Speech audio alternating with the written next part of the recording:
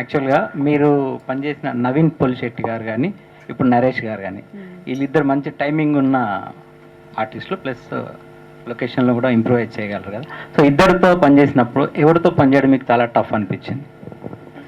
ఎందుకు సార్ అలా గొడవ పెడుతున్నారు మీరు? లేదు సార్, ఒక ఐ థింక్ అంటే మీరు చూసి కదా సబ్జెక్ట్స్లో ఎంచుకోవడంలో కూడా.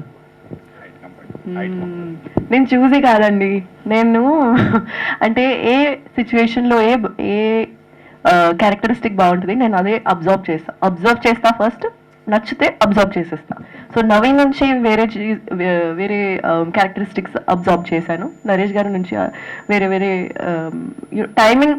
అంటే ఒక సీన్లో నేను థియేటర్ చేశాను, కానీ ఒక చిన్న సీన్లో ఒక చిన్న డైలాగ్ కామెడీ ఏదో లైన్ ఉంది, దాంట్లో నాకు చిన్న టిప్ ఇచ్చారు. అంటే అది ఎంత హెల్ప్ అవుతుంది అంటే అది నాకు ఇప్పుడు కూడా వేరే ఫిల్మ్స్లో కూడా హెల్ప్ అవుతుంది.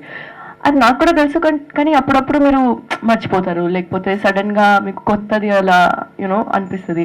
So different people have different things to offer అండి, అలా కంపేర్ చేస్తే అయిపోతుంది. రవి గారు